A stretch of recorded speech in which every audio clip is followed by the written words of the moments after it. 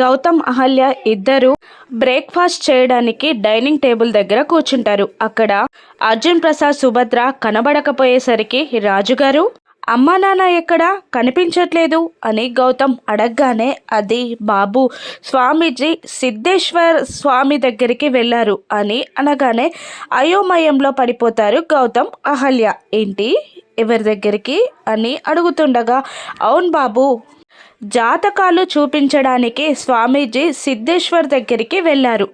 ఇంద్ర అతిథి అమ్మాయి గార్ల పెళ్ళి కదా, జాతకాలు చూపించడానికి వెళ్ళారు అని అంటూ చెప్తూ ఉంటాడు బంగారాజు. అప్పుడే అక్కడికి వచ్చిన అవంతిక, కార్తిక్, బుజ్జి ముగ్గురు గౌతమ్ అహల్యని చూస్తారు. అవును, ఆ స్వామీజీ చాలా మహిమగల్లవారు. ఒక మనిషిని చూసి లేదా తన జాతకం చూసి పాస్ట్, ప్రజెంట్, ఫ్యూచర్ మూడు చెప్పేయగలడు.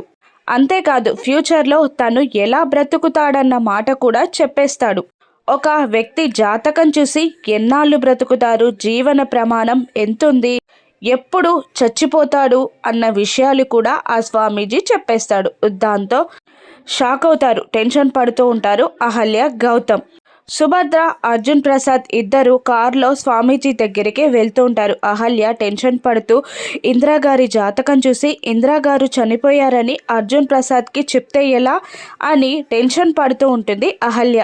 నాన్న ఆ విషయాన్ని తట్టుకోగలరా, మళ్ళీ గుండెపోటు వస్తే ఎలా అని అర్జున్ గుచ్చి గౌతమ్ టెన్షన్ పడుతూ ఉంటారు. స్వామీజీ దగ్గరికి అర్జున్ ప్రసాద్ వెళ్తాడా, ఇంద్ర మరణ వార్త తెలుసుకుంటాడా, అర్జున్ ప్రసాద్కి ఏమైనా జరుగుతుందా, గౌతమ్ ఇవన్నిటిని తప్పించగలడా, రాను ఎపిసోడ్స్లో చూద్దాం. Thank you for watching.